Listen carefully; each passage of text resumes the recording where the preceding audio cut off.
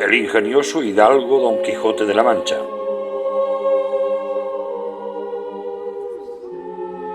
Nuestra literatura. Literatura universal. Don Miguel de Cervantes Saavedra, autor del ingenioso hidalgo Don Quijote de la Mancha. Serie de 13 entregas. Desde el 4 de octubre de 2020 hasta el 27 de diciembre de 2020. Producida por Círculo Laico de Divulgación Cultural. Publicada por Las Torres desde mi butaca. Editada por Meritxell Martínez. Presentada por Katy Cano Sarabia y dirigida por Ivette Pons.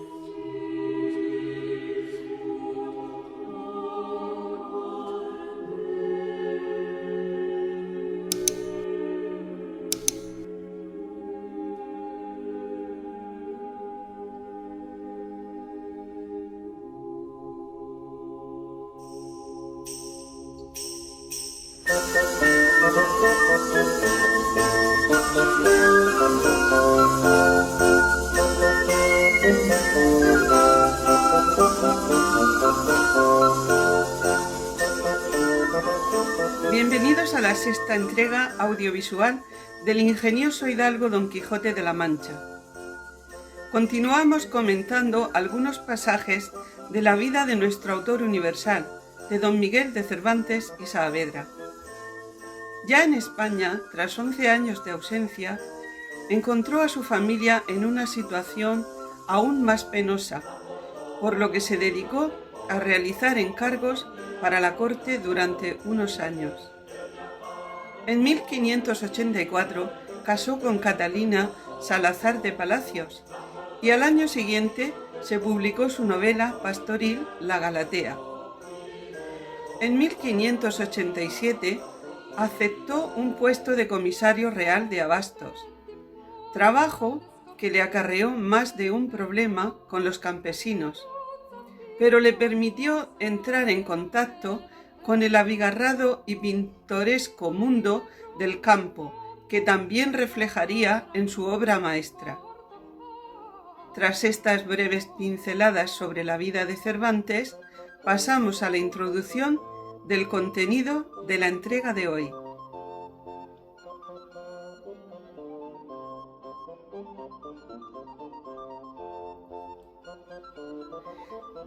El contenido de esta entrega está basado en los siguientes capítulos,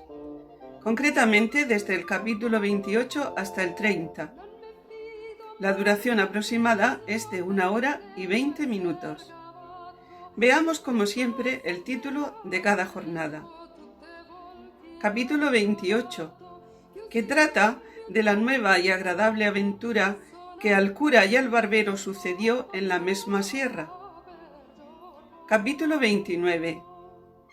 que trata de la discreción de la hermosa Dorotea con otras cosas de mucho gusto y pasatiempo. Y capítulo 30, que trata del gracioso artificio y orden que se tuvo en sacar a nuestro enamorado caballero de la asperísima penitencia en que se había puesto. Y ahora les dejo con el contenido del audio. Si lo escuchan con auriculares, por favor, ajusten el volumen. Cuando termine la audición, estaré de nuevo con ustedes.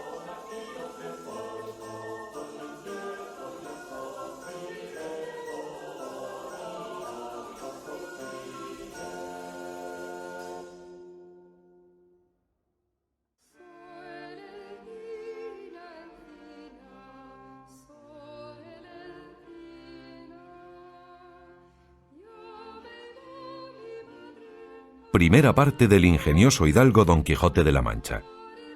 Capítulo 28, que trata de la nueva y agradable aventura que al cura y barbero sucedió en la misma sierra. Felicísimos y venturosos fueron los tiempos donde se echó al mundo el audacísimo caballero Don Quijote de la Mancha, pues por haber tenido tan honrosa determinación como fue el querer resucitar y volver al mundo la ya perdida y casi muerta orden de la andante caballería, gozamos ahora en esta nuestra edad, necesitada de alegres entretenimientos, no sólo de la dulzura de su verdadera historia, sino de los cuentos y episodios de ella, que en parte no son menos agradables y artificiosos y verdaderos que la misma historia, la cual, prosiguiendo su rastrillado, torcido y aspado hilo, cuenta que así como el cura comenzó a prevenirse para consolar a Cardenio, lo impidió una voz que llegó a sus oídos, que con tristes acentos decía de esta manera: «¡Ay, Dios! Si será posible que ella ha hallado lugar que pueda servir de escondida sepultura a la carga pesada de este cuerpo que tan contra mi voluntad sostengo. Sí será si la soledad que prometen estas tierras no me miente. ¡Ay, desdichada! ¿Y cuán más agradable compañía harán estos riscos y malezas a mi intención? Pues me darán lugar para que con quejas comunique mi desgracia al cielo, que no la de ningún hombre humano, pues no hay ninguno en la tierra de quien se pueda esperar consejo en las dudas, alivio en las quejas, ni remedio en los males». Todas estas razones oyeron y percibieron el cura y los que con él estaban, y por parecerles, como ello era, que allí junto las decían, se levantaron a buscar el dueño, y no hubieron andado 20 pasos, cuando detrás de un peñasco vieron sentado al pie de un fresno a un mozo vestido como labrador, al cual, por tener inclinado el rostro a causa de que se lavaba los pies en el arroyo que por allí corría, no se le pudieron ver por entonces, y ellos llegaron con tanto silencio que de él no fueron sentidos, ni él estaba a otra cosa atento que a lavarse los pies, que eran tales que no parecían sino 2 pedazos de blanco cristal, que entre las otras piedras del arroyo se habían nacido. Suspendióles la blancura y belleza de los pies, pareciéndoles que no estaban hechos a pisar terrones, ni a andar tras el arado y los bueyes como mostraba el hábito de su dueño, y así, viendo que no habían sido sentidos, el cura que iba delante hizo señas a los otros 2 que se agazapasen o escondiesen detrás de unos pedazos de peña que allí había. Y así lo hicieron todos, mirando con atención lo que el mozo hacía, el cual traía puesto un capotillo pardo de 2 haldas, muy ceñido al cuerpo, con una toalla blanca. Traía asimismo unos calzones y polainas de paño pardo y en la cabeza una montera parda. Tenía las polainas levantadas hasta la mitad de la pierna, que sin duda alguna de blanco alabastro parecía. Acabóse de lavar los hermosos pies y luego con un paño de tocar que sacó debajo de la montera se los limpió, y al querer quitársele alzó el rostro, y tuvieron lugar los que mirándole estaban de ver una hermosura incomparable, tal que Cardenio dijo al cura con voz baja: «Esta, ya que no es Luscinda, no es persona humana, sino divina».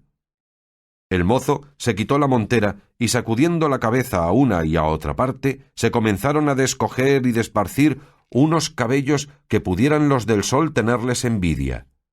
Con esto conocieron que el que parecía labrador era mujer y delicada, y aun la más hermosa que hasta entonces los ojos de los 2 habían visto,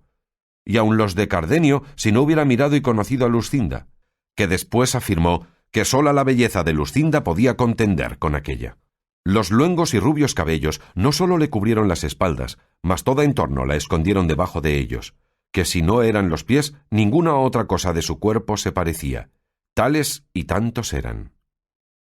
En esto les sirvió de peine unas manos, que si los pies en el agua habían parecido pedazos de cristal, las manos en los cabellos semejaban pedazos de apretada nieve, todo lo cual, en más admiración y en más deseo de saber quién era, ponía a los 3 que la miraban.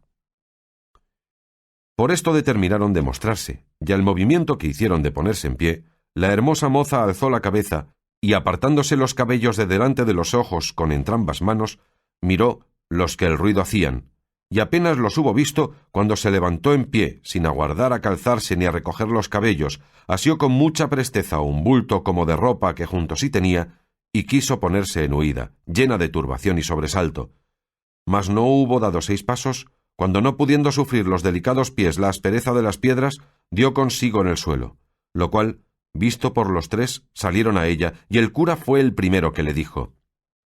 «Deteneos, señora, quien quiera que seáis, que los que aquí veis solo tienen intención de serviros. No hay para qué os pongáis en tan impertinente huida, porque ni vuestros pies lo podrán sufrir, ni nosotros consentir».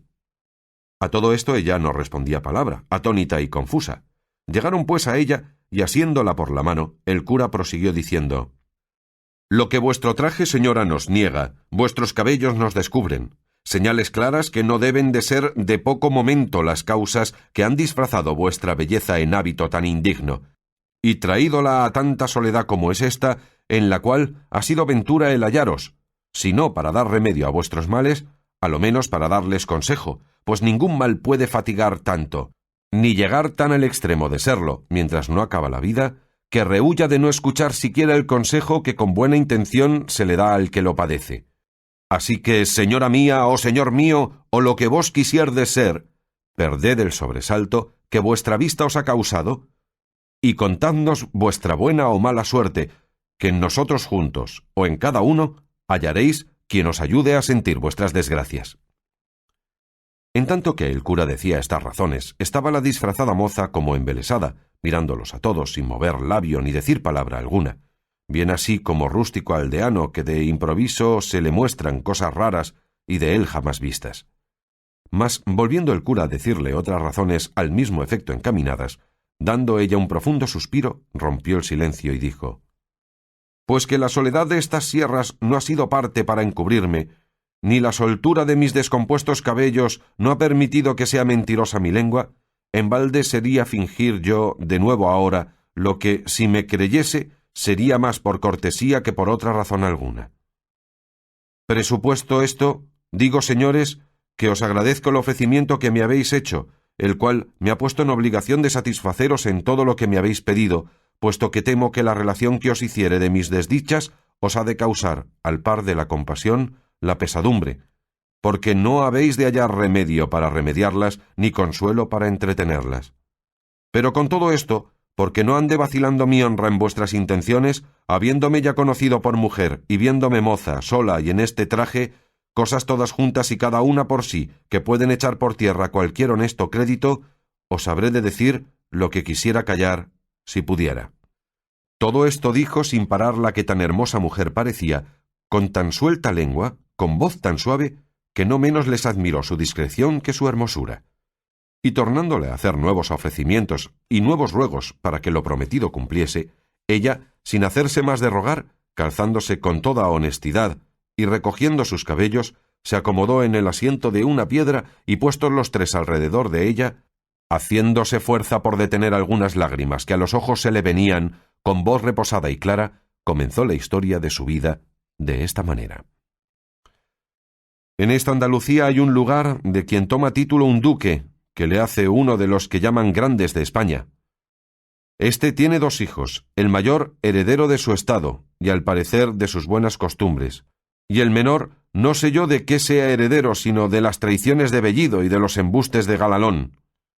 De este señor son vasallos mis padres, humildes en linaje, pero tan ricos que si los bienes de su naturaleza igualaran a los de su fortuna, ni ellos tuvieran más que desear, ni yo temiera verme en la desdicha en que me veo, porque quizá nace mi poca ventura de la que no tuvieron ellos en no haber nacido ilustres. Bien es verdad que no son tan bajos que puedan afrentarse de su estado, ni tan altos que a mí me quiten la imaginación que tengo de que de su humildad viene mi desgracia. Ellos, en fin, son labradores, gente llana, sin mezcla de alguna raza malsonante, y como suele decirse, cristianos viejos ranciosos, pero tan ricos que su riqueza y magnífico trato les va poco a poco adquiriendo nombre de hidalgos y aun de caballeros, puesto que de la mayor riqueza y nobleza que ellos se preciaban era de tenerme a mí por hija. Y así, por no tener otra ni otro que los heredase, como por ser padres y aficionados, yo era una de las más regaladas hijas que padres jamás regalaron. Era el espejo en que se miraban, el báculo de su vejez y el sujeto a quien encaminaban, midiéndolos con el cielo, todos sus deseos, de los cuales, por ser ellos tan buenos, los míos no salían un punto. Y del mismo modo que yo era señora de sus ánimos, así lo era de su hacienda. Por mí se recibían y despedían los criados. La razón y cuenta de lo que se sembraba y cogía pasaba por mi mano, los molinos de aceite, los lagares del vino, el número del ganado mayor y menor, el de las colmenas, finalmente, de todo aquello que un tan rico labrador como mi padre puede tener y tiene, tenía yo la cuenta y era la mayordoma y señora, con tanta solicitud mía y con tanto gusto suyo, que buenamente no acertaré a encarecerlo. Los ratos que del día me quedaban después de haber dado lo que convenía a los mayorales, a los capataces y a otros jornaleros, los entretenía en ejercicios que son a las doncellas tan lícitos como necesarios, como son los que ofrece la aguja y la almohadilla, y la rueca muchas veces. Y si alguna, por recrear el ánimo, estos ejercicios dejaba, me acogía al entretenimiento de leer algún libro devoto o a tocar una arpa, porque la experiencia me mostraba que la música compone los ánimos descompuestos y alivia los trabajos que nacen del espíritu. Esta, pues, era la vida que yo tenía en casa de mis padres, la cual, sin tan particularmente he contado, no ha sido por ostentación ni por dar a entender que soy rica, sino porque se advierta cuán sin culpa me he venido de aquel buen estado que he dicho al infelice que ahora me hallo. Es pues el caso que pasando mi vida en tantas ocupaciones y en un encerramiento tal que al de un monasterio pudiera compararse, sin ser vista, a mi parecer, de otra persona alguna que de los criados de casa, porque los días que iba a misa era tan de mañana y tan acompañada de mi madre y de otras criadas, y yo tan cubierta y recatada que apenas vían mis ojos más tierra de aquella donde ponía los pies, y con todo esto los del amor, o los de la ociosidad, por mejor decir, a quien los del lince no pueden igualarse, me vieron puestos en la solicitud de don Fernando, que este es el nombre del hijo menor del duque que os he contado. No hubo bien nombrado a don Fernando la que el cuento contaba, cuando a Cardenio se le mudó la color del rostro, y comenzó a trasudar con tan grande alteración, que el cura y el barbero que miraron en ello temieron que le venía aquel accidente de locura que habían oído decir que de cuando en cuando le venía. Mas Cardenio no hizo otra cosa que trasudar y estarse quedo, mirando de hito en hito a la labradora, imaginando quién era ella, la cual, sin advertir en los movimientos de Cardenio, prosiguió su historia diciendo: «Y no me hubieron bien visto, cuando, según él dijo después, quedó tan preso de mis amores cuanto lo dieron bien a entender sus demostraciones. Mas por acabar presto con el cuento, que no le tiene de mis desdichas, quiero pasar en silencio las diligencias que don Fernando hizo para declararme su voluntad. Sobornó toda la gente de mi casa, dio y ofreció dádivas y mercedes a mis parientes. Los días eran todos de fiesta y de regocijo en mi calle, las noches no dejaban dormir a nadie las músicas. Los billetes que sin saber cómo a mis manos venían eran infinitos, llenos de enamoradas razones y ofrecimientos, con menos letras que promesas y juramentos. Todo lo cual no sólo no me ablandaba, pero me endurecía de manera como si fuera mi mortal enemigo, y que todas las obras que para reducirme a su voluntad hacía, las hiciera para el efecto contrario. No porque a mí me pareciese mal la gentileza de don Fernando, ni que tuviese a demasía sus solicitudes, porque me daba un no sé qué de contento verme tan querida y estimada de un tan principal caballero, y no me pesaba ver en sus papeles mis alabanzas, que en esto, por feas que seamos las mujeres, me parece a mí que siempre nos da gusto el oír que nos llaman hermosas. Pero a todo esto se opone mi honestidad, y los consejos continuos que mis padres me daban, que ya muy al descubierto sabían la voluntad de don Fernando, porque ya a él no se le daba nada de que todo el mundo la supiese. Decíanme mis padres que en sola mi virtud y bondad dejaban y depositaban su honra y fama, y que considerase la desigualdad que había entre mí y don Fernando, y que por aquí echaría de ver que sus pensamientos, aunque él dijese otra cosa, más se encaminaban a su gusto que a mi provecho, y que si yo quisiese poner en alguna manera algún inconveniente para que él se dejase de su injusta pretensión, que ellos me casarían luego con quien yo más gustase, así de los más principales de nuestro lugar como de todos los circunvecinos, pues todo se podía esperar de su mucha hacienda y de mi buena fama. Con estos ciertos prometimientos y con la verdad que ellos me decían, fortificaba yo mi entereza, y jamás quise responder a don Fernando palabra que le pudiese mostrar, aunque de muy lejos, esperanza de alcanzar su deseo. Todos estos recatos míos, que él debía de tener por desdenes, debieron de ser causa de avivar más su lascivo apetito, que este nombre quiero dar a la voluntad que me mostraba, la cual, si ella fuera como debía, no la supiérades vosotros ahora, porque hubiera faltado la ocasión de decírosla. Finalmente, don Fernando supo que mis padres andaban por darme estado, por quitalle a él la esperanza de poseerme, o a lo menos porque yo tuviese más guardas para guardarme. Y esta nueva o sospecha fue causa para que hiciese lo que ahora oiréis. Y fue que una noche, estando yo en mi aposento con sola la compañía de una doncella que me servía, teniendo bien cerradas las puertas por temor que por descuido mi honestidad no se viese en peligro, sin saber ni imaginar cómo, en medio de estos recatos y prevenciones, y en la soledad de este silencio y encierro, me le hallé delante, cuya vista me turbó de manera que me quitó la de mis ojos y me enmudeció la lengua, y así no fui poderosa de dar voces, ni aun él creo que me las dejara dar, porque luego se llegó a mí tomándome entre sus brazos, porque yo, como digo, no tuve fuerzas para defenderme, según estaba turbada, comenzó a decirme tales razones que no sé cómo es posible que tenga tanta habilidad la mentira que las sepa componer de modo que parezcan tan verdaderas. Hacía el traidor que sus lágrimas acreditasen sus palabras, y los suspiros su intención. Yo, pobrecilla, sola entre los míos, mal ejercitada en casos semejantes, comencé, no sé en qué modo, a tener por verdaderas tantas falsedades, pero no de suerte que me moviesen a compasión menos que buenas sus lágrimas y suspiros. Y así, pasándoseme aquel sobresalto primero, torné algún tanto a cobrar mis perdidos espíritus, y con más ánimo del que pensé que pudiera tener, le dije: si como estoy, Señor, en tus brazos, estuviera entre los de un león fiero, y el librarme de ellos se me asegurara con que hiciera o dijera cosa que fuera en perjuicio de mi honestidad, así fuera posible hacella o decilla como es posible dejar de haber sido lo que fue.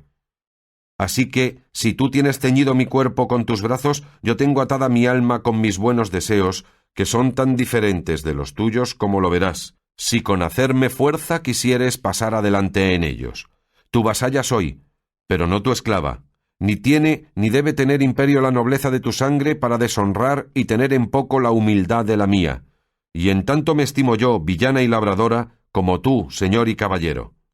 Conmigo no han de ser de ningún efecto tus fuerzas, ni han de tener valor tus riquezas, ni tus palabras han de poder engañarme, ni tus suspiros y lágrimas enternecerme.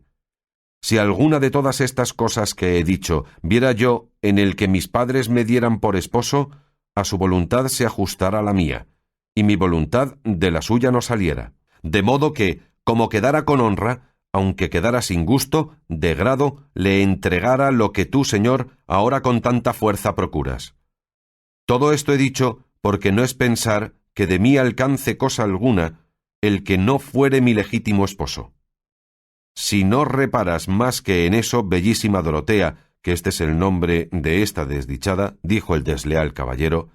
ves, aquí te doy la mano de ser lo tuyo, y sean testigos de esta verdad los cielos, a quien ninguna cosa se esconde, y esta imagen de Nuestra Señora que aquí tienes. Cuando Cardenio le oyó decir que se llamaba Dorotea,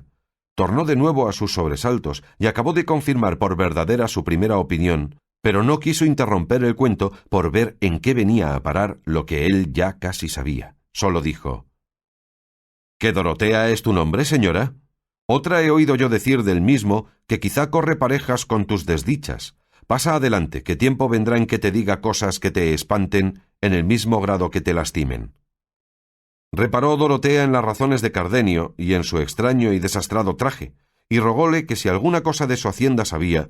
se la dijese luego, porque si algo le había dejado bueno la fortuna, era el ánimo que tenía para sufrir cualquier desastre que le sobreviniese, segura de que a su parecer ninguno podía llegar que el que tenía acrecentase un punto. No le perdiera yo, señora, respondió Cardenio, en decirte lo que pienso si fuera verdad lo que imagino, y hasta ahora no se pierde coyuntura, ni a ti te importa nada el saberlo.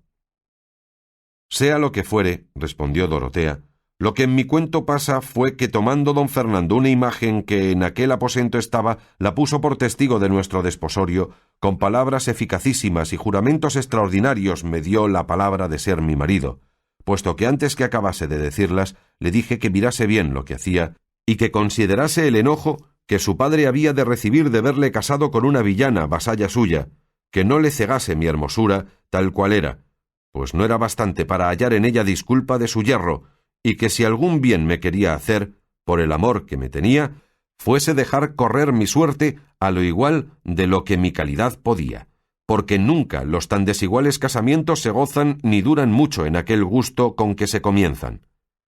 Todas estas razones que aquí he dicho le dije, y otras muchas de que no me acuerdo, pero no fueron parte para que él dejase de seguir su intento, bien así como el que no piensa pagar, que al concertar de la barata no repara en inconvenientes. Yo a esta sazón hice un breve discurso conmigo, y me dije a mí misma, sí, que no seré yo la primera que por vía de matrimonio haya subido de humilde a grande estado, ni será don Fernando el primero a quien hermosura o ciega afición, que es lo más cierto, haya hecho tomar compañía desigual a su grandeza. Pues si no hago ni mundo ni uso nuevo, viene sacudir a esta honra que la suerte me ofrece, puesto que en éste no dure más la voluntad que me muestra de cuanto dure el cumplimiento de su deseo, que en fin, para con Dios seré su esposa. Y si quiero con desdenes despedille, en término le veo que no usando el que debe, usará el de la fuerza, y vendré a quedar deshonrada y sin disculpa de la culpa que me podrá dar el que no supiere cuán sin ella he venido a este punto. Porque, ¿qué razones serán bastantes para persuadir a mis padres y a otros que este caballero entró en mi aposento sin consentimiento mío? Todas estas demandas y respuestas revolví yo en un instante en la imaginación, y sobre todo me comenzaron a hacer fuerza y a inclinarme a lo que fue, sin yo pensarlo, mi perdición, los juramentos de don Fernando, los testigos que ponía, las lágrimas que derramaba, y finalmente su disposición y gentileza, que acompañada con tantas muestras de verdadero amor, pudieran rendir a otro tan libre y recatado corazón como el mío. Llamé a mi criada para que en la tierra acompañase a los testigos del cielo. Tornó don Fernando a reiterar y confirmar sus juramentos. Añadió a los primeros nuevos santos por testigos. Echóse 1000 futuras maldiciones si no cumpliese lo que me prometía. Volvió a humedecer sus ojos y a acrecentar sus suspiros. Apretóme más entre sus brazos, de los cuales jamás me había dejado, y con esto, y con volverse a salir del aposento mi doncella, yo dejé de serlo. Y él acabó de ser traidor y fementido. El día que sucedió a la noche de mi desgracia se venía aún no tan apriesa como yo pienso que don Fernando deseaba, porque después de cumplido aquello que el apetito pide, el mayor gusto que puede venir es apartarse de donde le alcanzaron. Digo esto porque don Fernando dio priesa por partirse de mí, y por industria de mi doncella, que era la misma que allí le había traído, antes que amaneciese se vio en la calle, y al despedirse de mí, aunque no con tanto ahínco y vehemencia como cuando vino, me dijo que estuviese segura de su fe y de sus firmes y verdaderos sus juramentos. Y para más confirmación de su palabra, sacó un rico anillo del dedo y lo puso en el mío. En efecto, él se fue y yo quedé, ni sé si triste o alegre. Esto sé bien decir, que quedé confusa y pensativa y casi fuera de mí con el nuevo acaecimiento, y no tuve ánimo o no se me acordó de reñir a mi doncella por la traición cometida de encerrar a don Fernando en mi mismo aposento, porque aún no me determinaba si era bien o mal el que me había sucedido. Díjele al partir a don Fernando que por el mismo camino de aquella podía verme otras noches, pues ya era suya, hasta que cuando él quisiese, aquel hecho se publicase. Pero no vino otra alguna, si no fue la siguiente. Ni yo pude verle en la calle ni en la iglesia en más de un mes, que en vano me cansé en solicitallo, puesto que supe que estaba en la villa y que los más días iba a caza, ejercicio de que él era muy aficionado. Estos días y estas horas bien sé yo que para mí fueron aciagos y menguadas, y bien sé que comencé a dudar en ellos, y aun a descreer de la fe de don Fernando.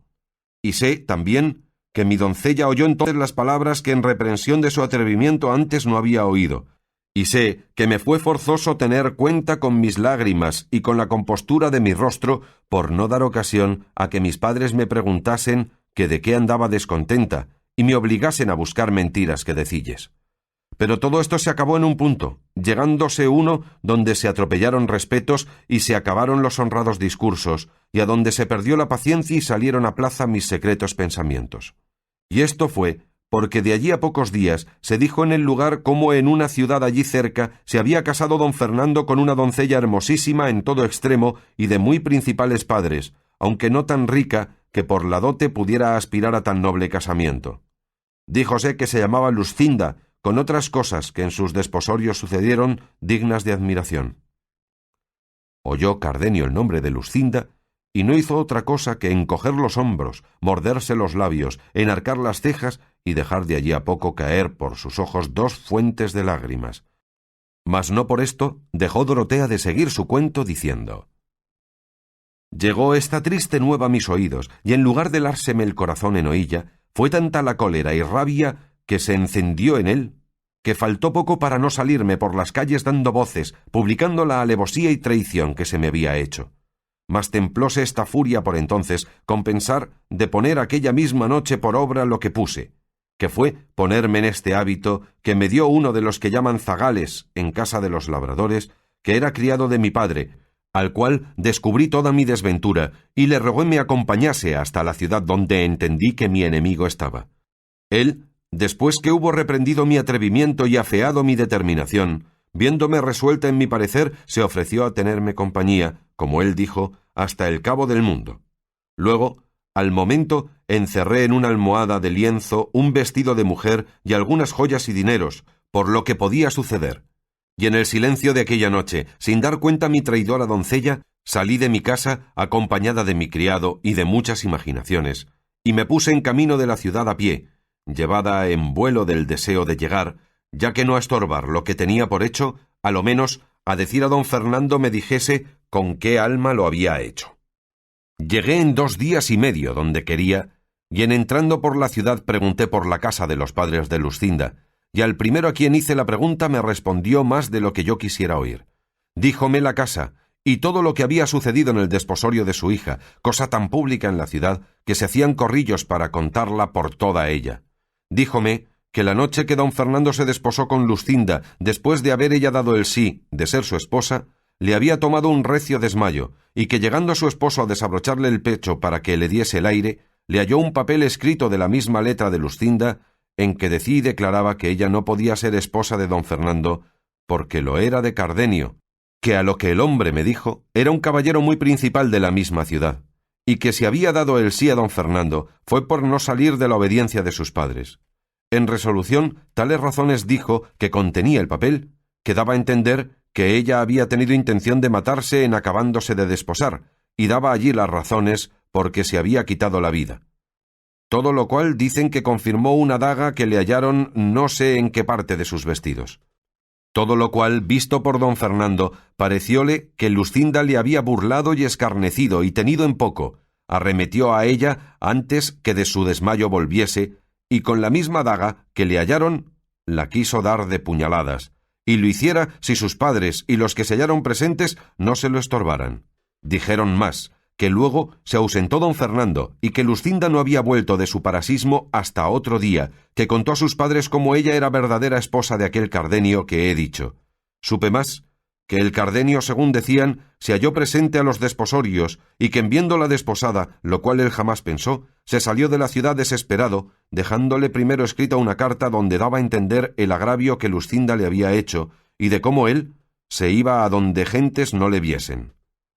Esto todo era público y notorio en toda la ciudad, y todos hablaban de ello, y más hablaron cuando supieron que Luscinda había faltado de casa de sus padres y de la ciudad, pues no la hallaron en toda ella, de que perdían el juicio sus padres y no sabían qué medio se podría tomar para hallarla.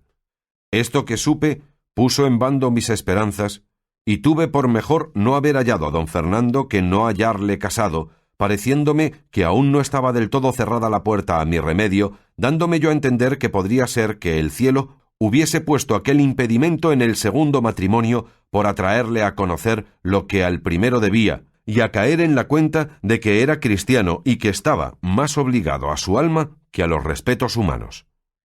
Todas estas cosas revolvía en mi fantasía y me consolaba sin tener consuelo, fingiendo unas esperanzas largas y desmayadas para entretener la vida que ya aborrezco. Estando pues en la ciudad sin saber qué hacerme, pues a don Fernando no hallaba, llegó a mis oídos un público pregón donde se prometía grande hallazgo a quien me hallase, dando las señas de la edad y del mismo traje que traía, y oí decir que se decía que me había sacado de casa de mis padres el mozo que conmigo vino, cosa que me llegó al alma por ver cuán decaída andaba mi crédito, pues no bastaba perderle con mi venida, sino añadir el con quién, siendo sujeto tan bajo y tan indigno de mis buenos pensamientos. Al punto que oí el pregón, me salí de la ciudad con mi criado, que ya comenzaba a dar muestras de titubear en la fe que de fidelidad me tenía prometida, y aquella noche nos entramos por lo espeso de esta montaña, con el miedo de no ser hallados. Pero como suele decirse que un mal llama a otro, y que el fin de una desgracia suele ser principio de otra mayor, así me sucedió a mí, porque mi buen criado, hasta entonces fiel y seguro, así como me vio en esta soledad, incitado de su misma bellaquería, antes que de mi hermosura, quiso aprovecharse de la ocasión que a su parecer estos yermos le ofrecían, y con poca vergüenza, y menos temor de Dios ni respeto mío, me requirió de amores, y viendo que yo con feas y justas palabras respondía a las desvergüenzas de sus propósitos, dejó aparte los ruegos, de quien primero pensó aprovecharse, y comenzó a usar de la fuerza. Pero el justo cielo, que a pocas o ningunas veces deja de mirar y favorecer a las justas intenciones, favoreció las mías, de manera que con mis pocas fuerzas y con poco trabajo di con él por un derrumbadero donde le dejé, ni sé si muerto o si vivo, y luego, con más ligereza que mi sobresalto y cansancio pedían, me entré por estas montañas sin llevar otro pensamiento ni otro designio que esconderme en ellas y huir de mi padre y de aquellos que de su parte me andaban buscando. Con este deseo, ha no sé cuántos meses que entré en ellas, donde hallé un ganadero que me llevó por su criado a un lugar que está en las entrañas de esta sierra, al cual he servido de zagal todo este tiempo, procurando estar siempre en el campo por encubrir estos cabellos que ahora tan sin pensarlo me han descubierto. Pero toda mi industria y toda mi solicitud fue y ha sido de ningún provecho, pues mi amo vino en conocimiento de que yo no era varón, y nació en él el mismo mal pensamiento que en mi criado, y como no siempre la fortuna con los trabajos da los remedios, no hallé derrumbadero ni barranco de donde despeñar y despenar al amo, como le hallé para el criado, y así tuve por menor inconveniente dejalle y esconderme de nuevo entre estas asperezas que probar con él mis fuerzas o mis disculpas. Digo, pues, que me torné a emboscar, y a buscar donde sin impedimento alguno pudiese con suspiros y lágrimas rogar al cielo se duela de mi desventura, y me dé industria y favor para salir de ella o para dejar la vida entre estas soledades, sin que quede memoria de esta triste que tan sin culpa suya habrá dado materia para que de ella se hable y murmure en la suya y en las ajenas tierras. Capítulo 29, que trata de la discreción de la hermosa Dorotea con otras cosas de mucho gusto y pasatiempo. Esta es, señores, la verdadera historia de mi tragedia. Mirad y juzgad ahora si los suspiros que escuchastes, las palabras que oístes y las lágrimas que de mis ojos salían tenían ocasión bastante para mostrarse en mayor abundancia, y considerada la calidad de mi desgracia, veréis que será en vano el consuelo, pues es imposible el remedio de ella. Solo os ruego lo que con facilidad podréis y debéis hacer, que me aconsejéis dónde podré pasar la vida sin que me acabe el temor y sobresalto que tengo de ser hallada de los que me buscan, que aunque sé que el mucho amor que mis padres me tienen me asegura que seré de ellos bien recibida, es tanta la vergüenza que me ocupa solo el pensar que no como ellos pensaban tengo de parecer a su presencia, que tengo por mejor desterrarme para siempre de su vista que no verles el rostro con pensamiento que ellos miran el mío ajeno de la honestidad que de mí se debían de tener prometida. Calló en diciendo esto, y el rostro se le cubrió de un color que mostró bien claro el sentimiento y vergüenza del alma. En las suyas sintieron los que escuchado la habían tanta lástima como admiración de su desgracia, y aunque luego quisiera el cura consolarla y aconsejarla, tomó primero la mano Cardenio, diciendo: «En fin, señora, que tú eres la hermosa Dorotea, la hija única del rico Clenardo». Admirada quedó Dorotea cuando oyó el nombre de su padre, y de ver cuán de poco era el que le nombraba, pues ya se ha dicho de la mala manera que Cardenio estaba vestido. Y así le dijo: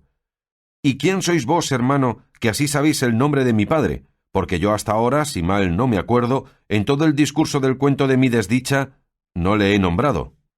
«Soy», respondió Cardenio, «aquel sin ventura que según vos, señora, habéis dicho, Luscinda dijo que era su esposa. Soy el desdichado Cardenio, a quien el mal término de aquel que a vos os ha puesto en el que estáis, me ha traído a que me veáis cual me veis, roto, desnudo, falto de todo humano consuelo, y lo que es peor de todo, falto de juicio, pues no le tengo sino cuando al cielo se le antoja dármele por algún breve espacio. Yo, Dorotea, soy el que me hallé presente a las sinrazones de don Fernando, y el que aguardó oír el sí que de ser su esposa pronunció Luscinda. Yo soy el que no tuvo ánimo para ver en qué paraba su desmayo, ni lo que resultaba del papel que le fue hallado en su pecho, porque no tuvo el alma sufrimiento para ver tantas desventuras juntas, y así dejé la casa y la paciencia, y una carta que dejé a un huésped mío, a quien rogué que en manos de Luscinda la pusiese, y víneme a estas soledades con intención de acabar en ellas la vida, que desde aquel punto aborrecí, como mortal enemiga mía. Mas no ha querido la suerte quitármela, contentándose con quitarme el juicio, quizá por guardarme para la buena ventura que he tenido en hallaros, pues siendo verdad, como creo que lo es, lo que aquí habéis contado, aún podría ser que entrambos nos tuviese el cielo guardado mejor suceso en nuestros desastres que nosotros pensamos. Porque, presupuesto que Luscinda no puede casarse con don Fernando por ser mía, ni don Fernando con ella por ser vuestro, y haberlo ella tan manifiestamente declarado, bien podemos esperar que el cielo nos restituya lo que es nuestro, pues está todavía en ser, y no se ha enajenado ni deshecho. Y pues este consuelo tenemos, nacido no de muy remota esperanza, ni fundado en desvariadas imaginaciones, suplícoos, señora, que toméis otra resolución en vuestros honrados pensamientos, pues yo la pienso tomar en los míos, acomodándoos a esperar mejor fortuna. Que yo os juro, por la fe de caballero y de cristiano, de no desampararos hasta veros en poder de don Fernando, y que cuando con razones no le pudiere atraer a que conozca lo que os debe, de usar entonces la libertad que me concede el ser caballero, y poder con justo título desafialle, en razón de la sinrazón que os hace, sin acordarme de mis agravios, cuya venganza dejaré al cielo, por acudir en la tierra a los vuestros. Con lo que Cardenio dijo, se acabó de admirar Dorotea, y por no saber qué gracias volver a tan grandes ofrecimientos, quiso tomarle los pies para besárselos. Mas no lo consintió Cardenio, y el licenciado respondió por entrambos y aprobó el buen discurso de Cardenio, y sobre todo les rogó, aconsejó y persuadió que se fuesen con él a su aldea, donde se podrían reparar de las cosas que les faltaban, y allí se daría orden de cómo buscar a don Fernando o cómo llevar a Dorotea a sus padres, o hacer lo que más les pareciese conveniente. Cardenio y Dorotea se lo agradecieron y aceptaron la merced que se les ofrecía. El barbero, que a todo había estado suspenso y callado, hizo también su buena plática y se ofreció con no menos voluntad que el cura a todo aquello que fuese bueno para servirles. Contó asimismo con brevedad la causa que allí los había traído, con la extrañeza de la locura de don Quijote, y cómo aguardaban a su escudero que había ido a buscalle. Vínosele a la memoria a Cardenio, como por sueños, la pendencia que con don Quijote había tenido, y contóla a los demás, mas no supo decir por qué causa fue su cuestión. En esto oyeron voces y conocieron que el que las daba era Sancho Panza, que por no haberlos hallado en el lugar donde los dejó, los llamaba a voces. Saliéronle al encuentro y preguntándole por don Quijote, les dijo cómo le había hallado desnudo en camisa, flaco, amarillo y muerto de hambre, y suspirando por su señora Dulcinea, y que puesto que le había dicho que ella le mandaba que saliese de aquel lugar y se fuese al del Toboso, donde le quedaba esperando, había respondido que estaba determinado de no parecer ante su fermosura, fasta que hubiese fecho fazañas que le ficiesen digno de su gracia, y que si aquello pasaba adelante, corría peligro de no venir a ser emperador como estaba obligado, ni a un arzobispo, que era lo menos que podía ser, por eso que mirasen lo que se había de hacer para sacarle de allí. El licenciado le respondió que no tuviese pena, que ellos le sacarían de allí mal que le pesase. Contó luego a Cardenio y a Dorotea lo que tenían pensado para remedio de don Quijote, a lo menos para llevarle a su casa. A lo cual dijo Dorotea que ella haría a la doncella menesterosa mejor que el barbero, y más que tenía allí vestidos con que hacerlo al natural, y que la dejasen el cargo de saber representar todo aquello que fuese menester para llevar adelante su intento, porque ella había leído muchos libros de caballerías, y sabía bien el estilo que tenían las doncellas cuitadas cuando pedían sus dones a los andantes caballeros. «Pues no es menester más», dijo el cura,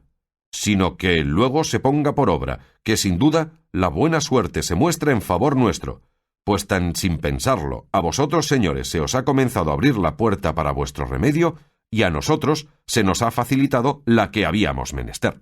Sacó luego Dorotea de su almohada una saya entera de cierta telilla rica y una mantellina de otra vistosa tela verde, y de una cajita un collar y otras joyas con que en un instante se adornó de manera que una rica y gran señora parecía. Todo aquello y más dijo que había sacado de su casa para lo que se le ofreciese, y que hasta entonces no se le había ofrecido ocasión de habello menester. A todos contentó en extremo su mucha gracia, donaire y hermosura, y confirmaron a don Fernando por de poco conocimiento, pues tanta belleza desechaba. Pero el que más se admiró fue Sancho Panza, por parecerle, como era así verdad, que en todos los días de su vida había visto tan hermosa criatura. Y así preguntó al cura con grande ahínco le dijese quién era aquella tan fermosa señora y qué era lo que buscaba por aquellos andurriales. «Esta hermosa señora», respondió el cura, «Sancho, hermano, es, como quien no dice nada, es la heredera por línea recta de varón del gran reino de Micomicón, la cual viene en busca de vuestro amo a pedirle un don, el cual es que le desfaga un tuerto o agravio que un mal gigante le tiene fecho, y a la fama que de buen caballero vuestro amo tiene por todo lo descubierto, de Guinea ha venido a buscarle esta princesa». «Dichosa buscada y dichoso hallazgo», dijo a esta sazón Sancho Panza, «y más si mi amo es tan venturoso que desfaga este agravio y enderece este tuerto, matando a ese hideputa de ese gigante que vuestra merced dice que sí matará si él le encuentra, si ya no fuese fantasma, que contra las fantasmas no tiene mi señor poder alguno. Pero otra cosa quiero suplicar a vuestra merced, entre otras, señor licenciado, y es que, porque a mi amo no le tome gana de ser arzobispo, que es lo que yo temo, que vuestra merced le aconseje que se case luego con esta princesa, y así quedará imposibilitado de recibir órdenes arzobispales, y vendrá con facilidad a su imperio, y yo al fin de mis deseos, que yo he mirado bien en ello, y hallo por mi cuenta que no me está bien que mi amo sea arzobispo, porque yo soy inútil para la iglesia, pues soy casado, y andarme ahora a traer dispensaciones para poder tener renta por la iglesia, teniendo como tengo mujer e hijos, sería nunca acabar. Así que, señor, todo el toque está en que mi amo se case luego con esta señora, que hasta ahora no sé su gracia, y así no la llamo por su nombre». «Llámase», respondió el cura, «la princesa Micomicona, porque llamándose su reino Micomicón, claro está que ella se ha de llamar así». «No hay duda en eso», respondió Sancho, «que yo he visto a muchos tomar el apellido y alcurnia del lugar donde nacieron, llamándose Pedro de Alcalá, Juan de Úbeda y Diego de Valladolid, y esto mismo se debe de usar allí en Guinea, tomar las reinas los nombres de sus reinos». «Así debe de ser», dijo el cura, «y en lo del casarse vuestro amo, yo haré en ello todos mis poderíos». Con lo que quedó tan contento Sancho, cuando el cura, admirado de su simplicidad y de ver cuán encajados tenía en la fantasía los mismos disparates que su amo, pues sin alguna duda, se daba a entender que había de venir a ser emperador. Ya en esto se había puesto Dorotea sobre la mula del cura, y el barbero se había acomodado al rostro la barba de la cola del buey, y dijeron a Sancho que los guiase a donde don Quijote estaba, al cual advirtieron que no dijese que conocía al licenciado ni al barbero, porque en no conocerlos consistía todo el toque de venir a ser emperador su amo, puesto que ni el cura ni Cardenio quisieron ir con ellos, porque no se los acordase don Quijote la pendencia que con Cardenio había tenido, y el cura porque no era menester por entonces su presencia. Y así los dejaron ir delante, y ellos los fueron siguiendo a pie, poco a poco. No dejó de avisar el cura lo que había de hacer Dorotea, a lo que ella dijo que descuidasen, que todo se haría sin faltar punto, como lo pedían y pintaban los libros de caballerías. 3/4 de legua habrían andado, cuando descubrieron a don Quijote entre unas intricadas peñas, ya vestido, aunque no armado, y así como Dorotea le vio, y fue informada de Sancho que aquel era don Quijote, dio del azote a su palafrén, siguiéndole el bien barbado barbero. Y en llegando junto a él, el escudero se arrojó de la mula y fue a tomar en los brazos a Dorotea, la cual, apeándose con grande desenvoltura, se fue a hincar de rodillas ante las de don Quijote, y aunque él pugnaba por levantarla, ella, sin levantarse, le fabló en esta guisa: «De aquí no me levantaré, oh valeroso y esforzado caballero, fasta que la vuestra bondad y cortesía me otorgue un don, el cual redundará en honra y prez de vuestra persona y en pro de la más desconsolada y agraviada doncella que el sol ha visto. Y si es que el valor de vuestro fuerte brazo corresponde a la voz de vuestra inmortal fama, obligado estáis a favorecer a la sinventura que tan de lueñas tierras viene, al olor de vuestro famoso nombre, buscándoos para remedio de sus desdichas».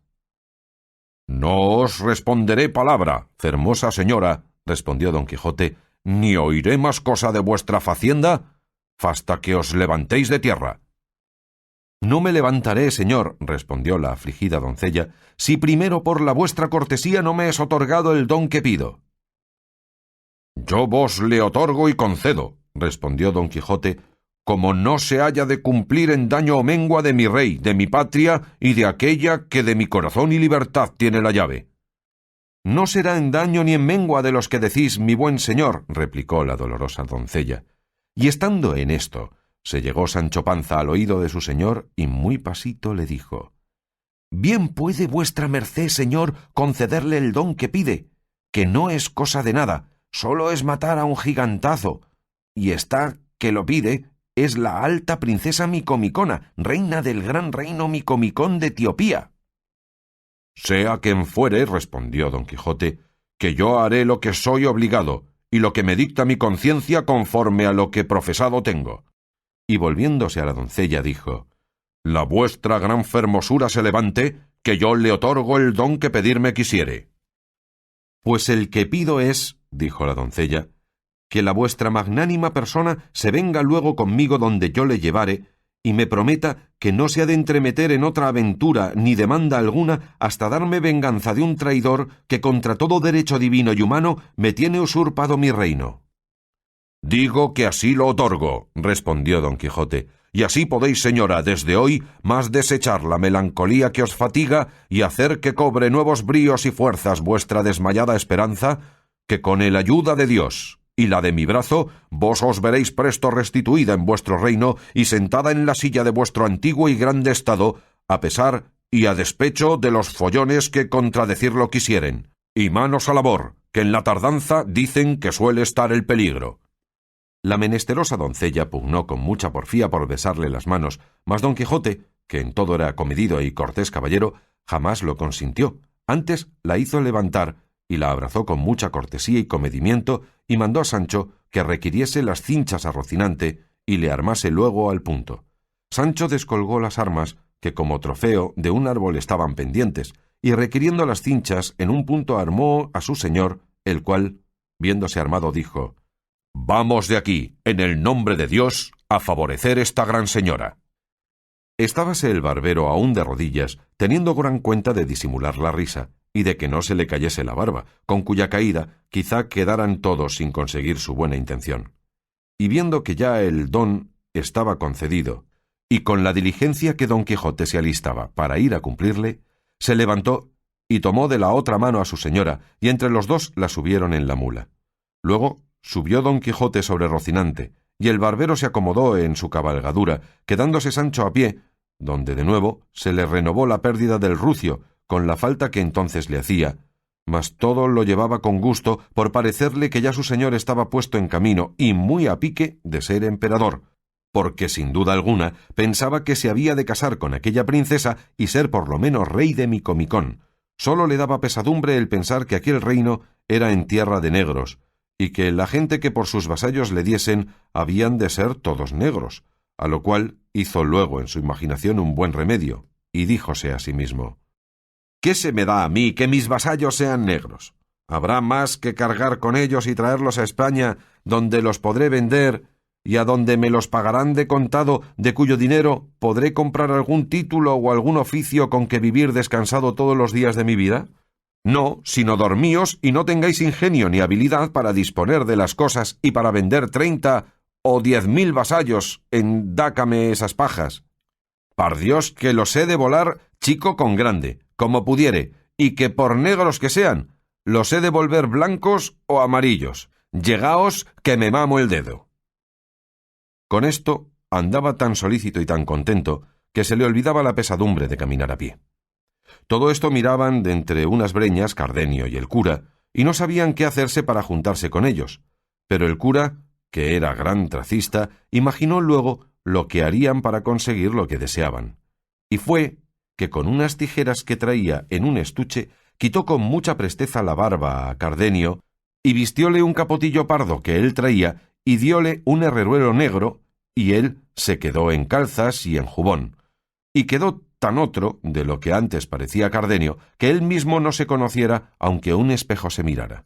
Hecho esto, puesto que ya los otros habían pasado adelante en tanto que ellos se disfrazaron, con facilidad salieron al camino real antes que ellos, porque las malezas y malos pasos de aquellos lugares no concedían que anduviesen tanto los de a caballo como los de a pie. En efecto, ellos se pusieron en el llano a la salida de la sierra, y así como salió de ella Don Quijote y sus camaradas, el cura se le puso a mirar muy de despacio, dando señales de que le iba reconociendo, y al cabo de haberle una buena pieza estado mirando, se fue a él abiertos los brazos y diciendo a voces: «Para bien se ha hallado el espejo de la caballería, el mi buen compatriota Don Quijote de la Mancha, la flor y la nata de la gentileza, el amparo y remedio de los menesterosos, la quinta esencia de los caballeros andantes». Y diciendo esto, tenía abrazado por la rodilla de la pierna izquierda a Don Quijote, el cual, espantado de lo que veía y oía decir y hacer aquel hombre, se le puso a mirar con atención, y al fin le conoció, y quedó como espantado de verle, e hizo grande fuerza por apearse, mas el cura no lo consintió, por lo cual Don Quijote decía: «Déjeme vuestra merced, señor licenciado, que no es razón que yo esté a caballo y una tan reverenda persona como vuestra merced esté a pie».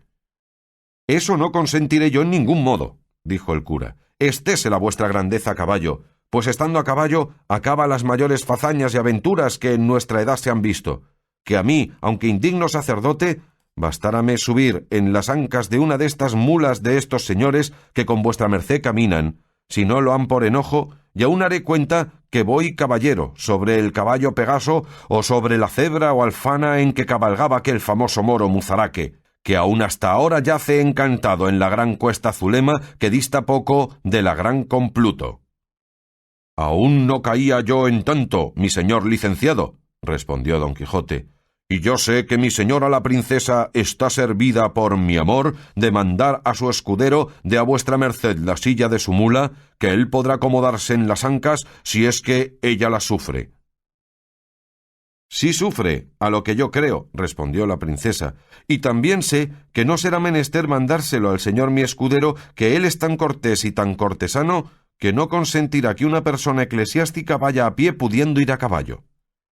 «Así es», respondió el barbero, y apeándose en un punto convidó al cura con la silla, y él la tomó sin hacerse mucho de rogar. Y fue el mal que al subir a las ancas el barbero, la mula, que en efecto era de alquiler, que para decir que era mala esto basta, alzó un poco los cuartos traseros y dio 2 coces en el aire, que a darlas en el pecho de maese Nicolás o en la cabeza, él diera al diablo la venida por Don Quijote. Con todo eso, le sobresaltaron de manera que cayó en el suelo, con tan poco cuidado de las barbas que se le cayeron en el suelo, y como se vio sin ellas, no tuvo otro remedio sino acudir a cubrirse el rostro con ambas manos y a quejarse que le habían derribado las muelas.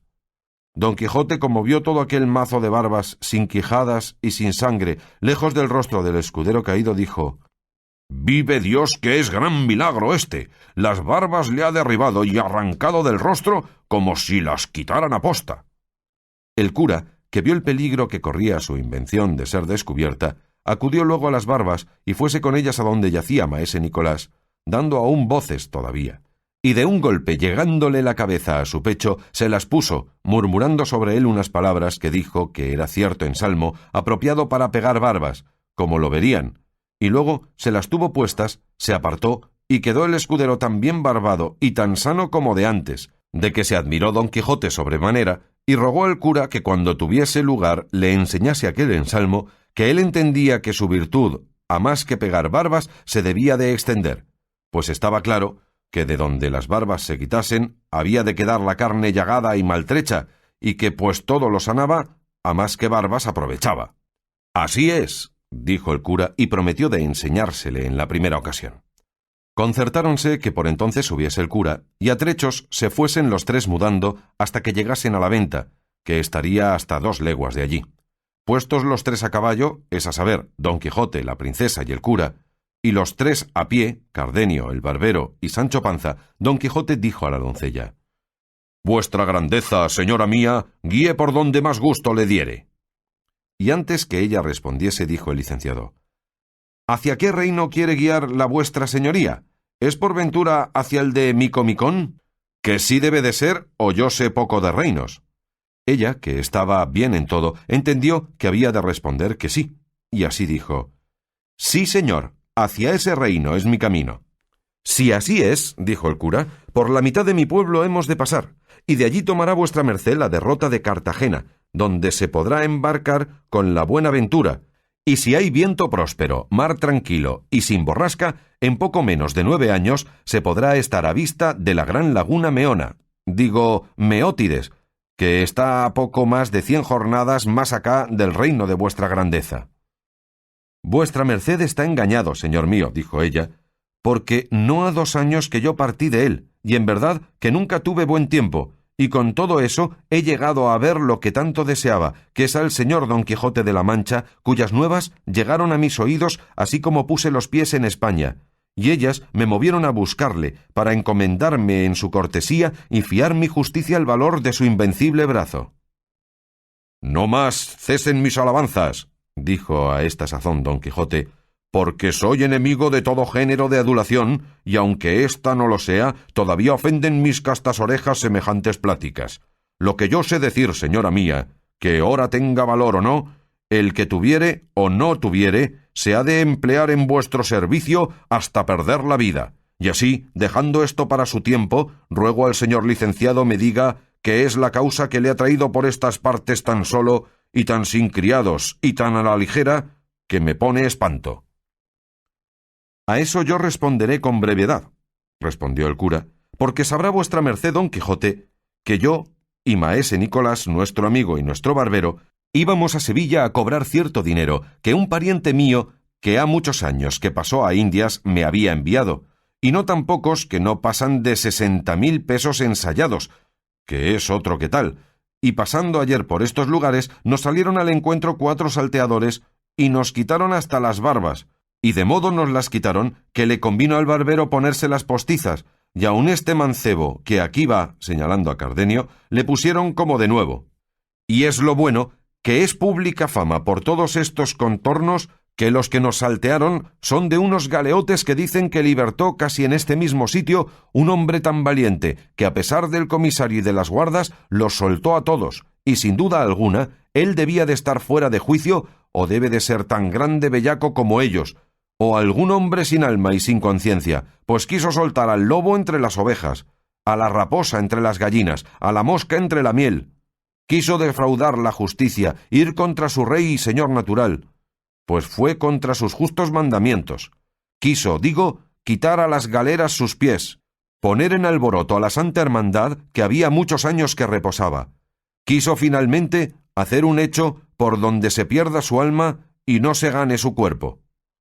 Habíales contado Sancho al cura y al barbero la aventura de los galeotes, que acabó su amo con tanta gloria suya, y por esto cargaba la mano el cura refiriéndola, por ver lo que hacía o decía Don Quijote, al cual se le mudaba la color a cada palabra, y no osaba decir que él había sido el libertador de aquella buena gente. «Estos, pues», dijo el cura, «fueron los que nos robaron. Que Dios por su misericordia se lo perdone al que no los dejó llevar al debido suplicio». Capítulo 30, que trata del gracioso artificio y orden que se tuvo en sacar a nuestro enamorado caballero de la asperísima penitencia en que se había puesto. No hubo bien acabado el cura cuando Sancho dijo: «Pues mía fe, señor licenciado, el que hizo esta fazaña fue mi amo, y no porque yo no le dije antes, y le avisé que mirase lo que hacía, y que era pecado darles libertad porque todos iban allí por grandísimos bellacos». «Majadero», dijo a esta razón Don Quijote, «a los caballeros andantes no les toca ni atañe averiguar si los afligidos, encadenados y opresos que encuentran por los caminos van de aquella manera o están en aquella angustia por sus culpas o por sus gracias. Sólo le toca ayudarles como a menesterosos, poniendo los ojos en sus penas y no en sus bellaquerías. Yo topé un rosario y sarta de gente mohína y desdichada, y hice con ellos lo que mi religión me pide, y lo demás allá se avenga, y a quien mal le ha parecido, salvo la santa dignidad del señor licenciado y su honrada persona, digo que sabe poco de achaque de caballería, y que miente como un hideputa y mal nacido, y eso le haré conocer con mi espada donde más largamente se contiene». Y esto dijo afirmándose en los estribos y calándose el morrión, porque la bacía de barbero, que a su cuenta era el yelmo de Mambrino, llevaba colgado del arzón delantero hasta adobarla del mal tratamiento que le hicieron los galeotes. Dorotea, que era discreta y de gran donaire, como quien ya sabía el menguado humor de Don Quijote y que todos hacían burla de él, sino Sancho Panza, no quiso ser para menos, y viéndole tan enojado le dijo: «Señor caballero,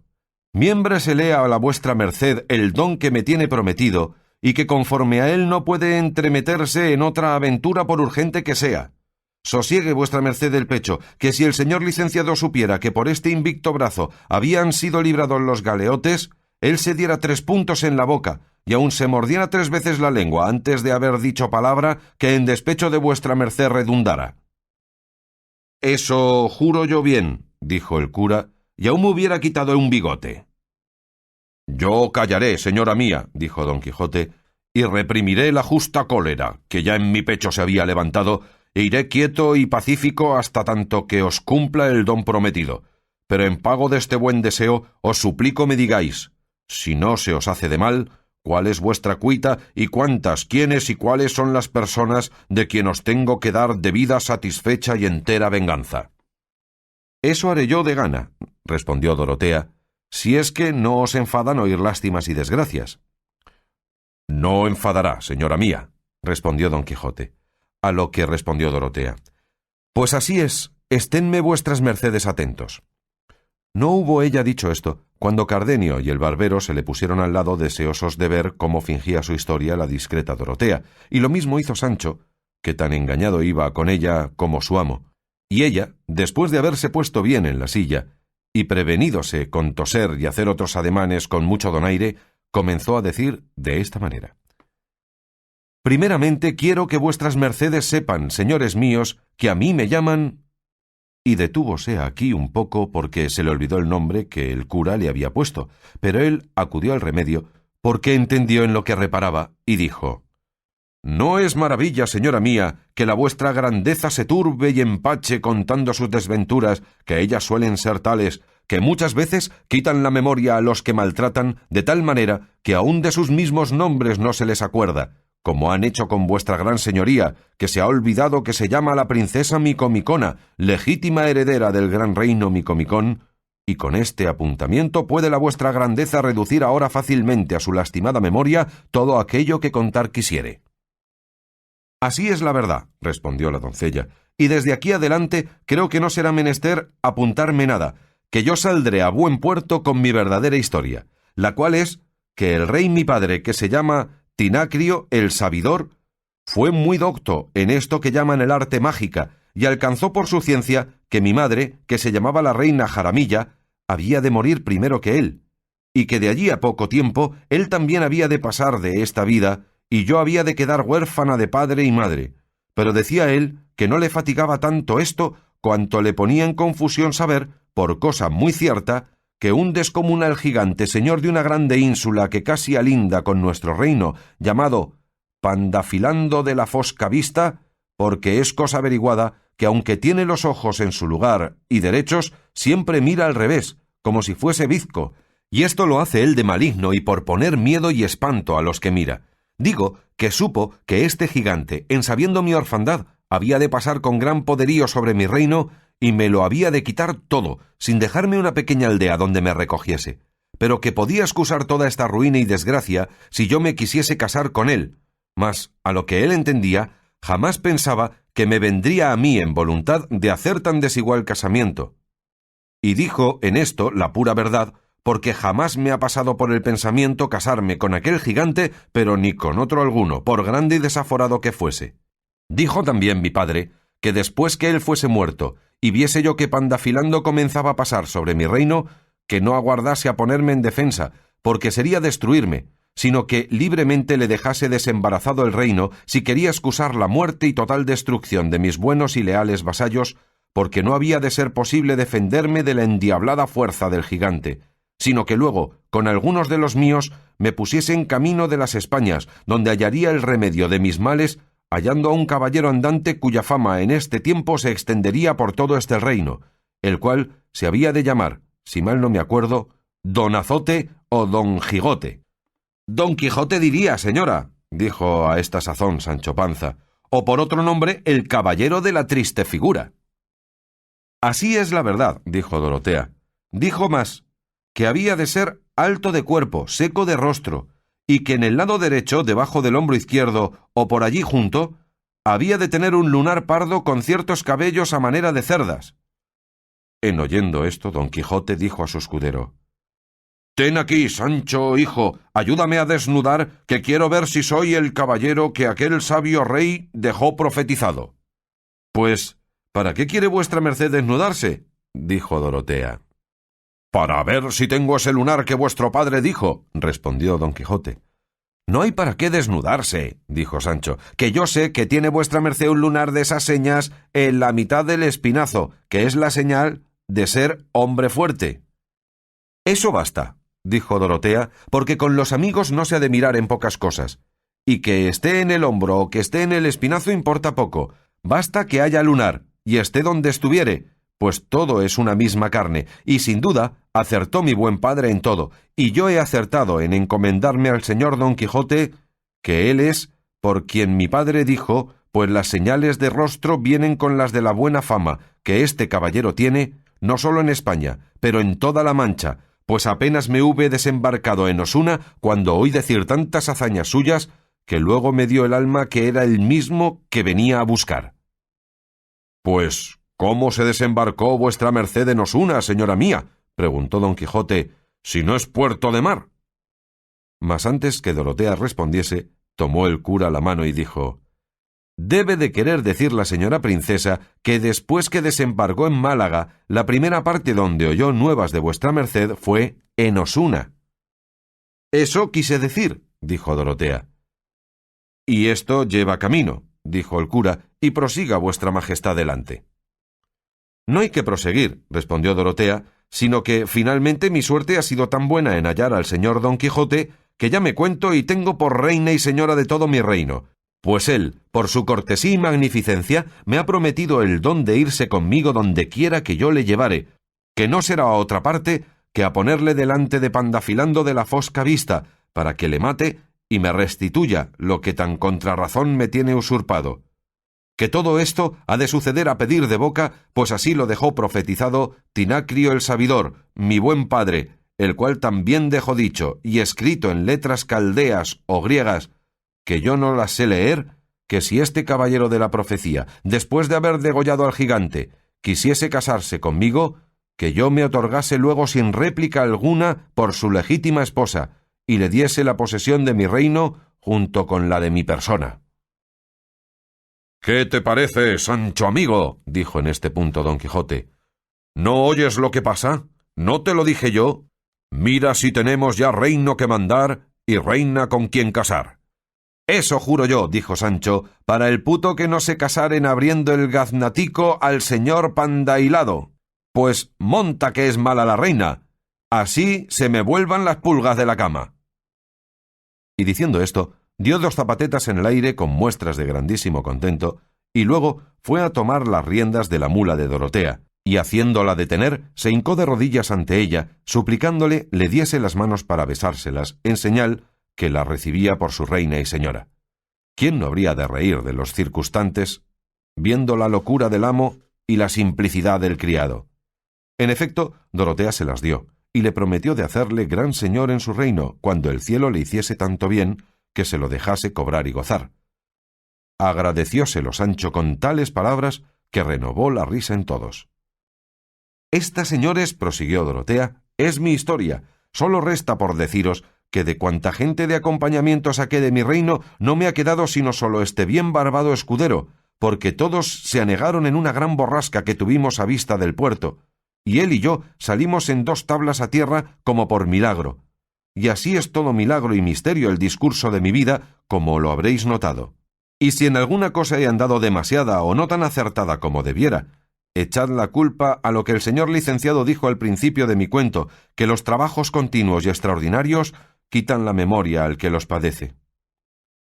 «Esa no me quitarán a mí, oh alta y valerosa señora», dijo don Quijote, «cuantos yo pasar en serviros por grandes y no vistos que sean, y así de nuevo confirmo el don que os he prometido, y juro de ir con vos al cabo del mundo hasta verme con el fiero enemigo vuestro, a quien pienso, con el ayuda de Dios y de mi brazo, tajar la cabeza soberbia con los filos de esta, no quiero decir buena espada, merced a Ginés de Pasamonte, que me llevó la mía. Esto dijo entre dientes y prosiguió diciendo: y después de habérsela tajado y puéstoos en pacífica posesión de vuestro estado, quedará a vuestra voluntad hacer de vuestra persona lo que más en talante os viniere, porque mientras que yo tuviere ocupada la memoria y cautiva la voluntad, perdido el entendimiento, a aquella, y no digo más, no es posible que yo arrostre ni por pienso el casarme, aunque fuese con el ave fénix. Parecióle tan mal a Sancho lo que últimamente su amo dijo acerca de no querer casarse, que con grande enojo, alzando la voz, dijo: voto a mí, que no tiene vuestra merced, señor Don Quijote, cabal juicio. Pues, ¿cómo es posible que pone vuestra merced en duda el casarse con tan alta princesa como aquesta?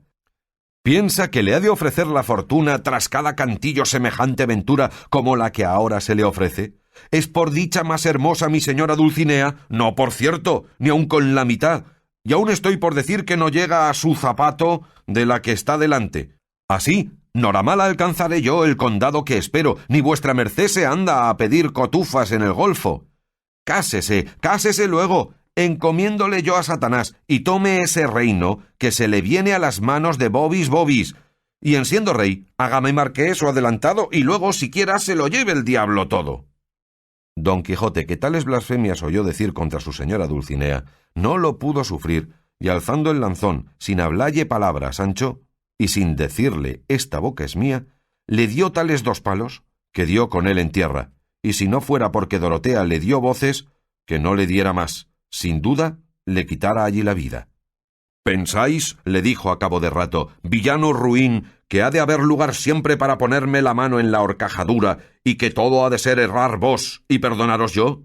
Pues no lo penséis, bellaco descomulgado, que sin duda lo estás, pues has puesto lengua en la sin par Dulcinea. Y no sabéis vos, gañán, faquín, belitre, que si no fuese por el valor que ella infunde en mi brazo, que no le tendría yo para matar una pulga. Decid, socarrón de lengua viperina, ¿y quién pensáis que ha ganado este reino y cortado la cabeza a este gigante y héchoos a vos marqués, que todo esto doy ya por hecho y por cosa pasada en cosa juzgada, si no es el valor de Dulcinea tomando a mi brazo por instrumento de sus hazañas?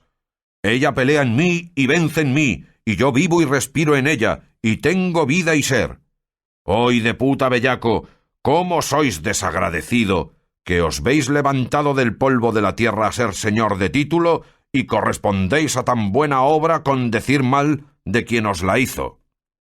No estaba tan maltrecho Sancho que no oyese todo cuanto su amo le decía, y levantándose con un poco de presteza, se fue a poner detrás del palafrén de Dorotea y desde allí dijo a su amo: dígame, señor, si vuestra merced tiene determinado de no casarse con esta gran princesa, claro está que no será el reino suyo. Y no siéndolo, ¿qué mercedes me puede hacer? Esto es de lo que yo me quejo. Cásese vuestra merced una por una con esta reina ahora que la tenemos aquí como llovida del cielo. Y después puede volverse con mi señora Dulcinea, que reyes debe de haber habido en el mundo que hayan sido amancebados. En lo de la hermosura no me entremeto, que en verdad, si va a decirla, que entrambas me parecen bien, puesto que yo nunca he visto a la señora Dulcinea. ¿Cómo que no la has visto, traidor blasfemo?, dijo Don Quijote. Pues no acabas de traerme ahora un recado de su parte. Digo que no la he visto tan despacio, dijo Sancho, que pueda haber notado particularmente su hermosura y sus buenas partes punto por punto, pero así a bulto me parecen bien. Ahora te disculpo, dijo Don Quijote, y perdóname el enojo que te he dado, que los primeros movimientos no son en manos de los hombres. Ya yo lo veo, respondió Sancho, y así en mí la gana de hablar siempre es primero movimiento, y no puedo dejar de decir, por una vez siquiera, lo que me viene a la lengua. Con todo eso, dijo Don Quijote, mira, Sancho, lo que hablas, porque tantas veces va el cantarillo a la fuente, y no te digo más. Ahora bien, respondió Sancho, Dios está en el cielo que ve las trampas y será juez de quien hace más mal. Yo en no hablar bien o vuestra merced en no obrallo. No haya más, dijo Dorotea. Corred, Sancho, y besad la mano a vuestro señor y pedidle perdón. Y de aquí adelante andad más atentado en vuestras alabanzas y vituperios, y no digáis mal de aquesa señora Tobosa, a quien yo no conozco si no es para servirla, y tened confianza en Dios, que no os ha de faltar un estado donde viváis como un príncipe.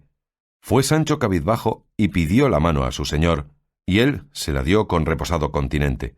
Y después que se la hubo besado, le echó la bendición y dijo a Sancho que se adelantasen un poco, que tenía que preguntalle y que de partir con él cosas de mucha importancia. Hízolo así Sancho, y apartáronse los dos algo adelante, y díjole don Quijote: Después que viniste no he tenido lugar ni espacio para preguntarte muchas cosas de particularidad acerca de la embajada que llevaste y de la respuesta que trujiste, y ahora, pues la fortuna nos ha concedido tiempo y lugar, no me niegues tú la ventura que pueden darme con tan buenas nuevas. Pregunte vuestra merced lo que quisiere, respondió Sancho, que a todo daré tan buena salida como tuve la entrada, pero suplico a vuestra merced, señor mío, que no sea de aquí adelante tan vengativo. ¿Por qué lo dices, Sancho?, dijo don Quijote. Dígolo, respondió Sancho, porque estos palos de ahora más fueron por la pendencia que entre los dos trabó el diablo la otra noche, que por lo que dije contra mi señora Dulcinea, a quien amo y reverencio como una reliquia, aunque en ella no lo haya, solo por ser cosa de vuestra merced. No tornes a esas pláticas, Sancho, por tu vida, dijo don Quijote, que me dan pesadumbre. Ya te perdoné entonces, y bien sabes tú lo que suele decirse: a pecado nuevo, penitencia nueva. En tanto que los dos iban en estas pláticas, dijo el cura a Dorotea, que había andado muy discreta, así en el cuento como en la brevedad de él, y en la similitud que tuvo con los de los libros de caballerías. Ella dijo que mucho rato se había entretenido en leellos, pero que no sabía ella dónde eran las provincias ni puertos de mar, y que así había dicho a tiento que se había desembarcado en Osuna. Yo lo entendí así, dijo el cura, y por eso acudí luego a decir lo que dije, con que se acomodó todo. Pero no es cosa extraña ver con cuánta facilidad cree este desventurado hidalgo todas estas invenciones y mentiras solo porque llevan el estilo y modo de las necedades de sus libros. Sí es, dijo Cardenio, y tan rara y nunca vista, que yo no sé si queriendo inventarla y fabricarla mentirosamente hubiera tan agudo ingenio que pudiera dar en ella. Pues otra cosa hay en ello, dijo el cura, que fuera de las simplicidades que este buen hidalgo dice tocantes a su locura, si le tratan de otras cosas, discurre con bonísimas razones y muestra tener un entendimiento claro y apacible en todo, de manera que como no le toquen en sus caballerías, no habrá nadie que le juzgue sino por de muy buen entendimiento. En tanto que ellos iban en esta conversación, prosiguió don Quijote con la suya y dijo a Sancho: Echemos, panza amigo, pelillos a la mar en esto de nuestras pendencias, y dime ahora, sin tener cuenta con enojo ni rencor alguno, ¿dónde, cómo y cuándo hallaste a Dulcinea? ¿Qué hacía? ¿Qué le dijiste? ¿Qué te respondió? ¿Qué rostro hizo cuando leía mi carta? ¿Quién te la trasladó? Y todo aquello que vieres, que en este caso es digno de saberse, de preguntarse y satisfacerse, sin que añadas o mientas por darme gusto, ni menos te acortes por no quitármele. Señor, respondió Sancho, si va a decir la verdad, la carta no me la trasladó nadie, porque yo no llevé carta alguna. Así es como tú dices, dijo don Quijote, porque el librillo de memoria donde yo la escribí, le hallé en mi poder a cabo de 2 días de tu partida, lo cual me causó grandísima pena por no saber lo que habías tú de hacer cuando te vieses sin carta, y creí siempre que te volvieras desde el lugar donde la echaras menos. Así fuera, respondió Sancho, si no la hubiera yo tomado en la memoria cuando vuestra merced me la leyó, de manera que se la dije a un sacristán que me la trasladó del entendimiento tan punto por punto que dijo que en todos los días de su vida, aunque había leído muchas cartas de descomunión, no había visto ni leído tan linda carta como aquella. —¿Y tienesla todavía en la memoria, Sancho? —dijo don Quijote. —No, señor —respondió Sancho—, porque después que la di, como vi que no había de ser de más provecho, di en olvidalla, y si algo se me acuerda es aquello de sobajada, digo, del soberana señora. Y lo último, vuestro hasta la muerte, el caballero de la triste figura, y en medio de estas 2 cosas le puse más de 300 almas y vidas y ojos míos.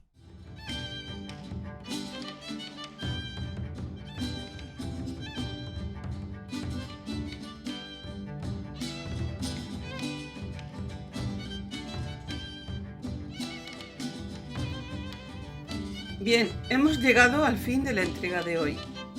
Como siempre, saludos para todos. Hasta el próximo domingo. Un abrazo.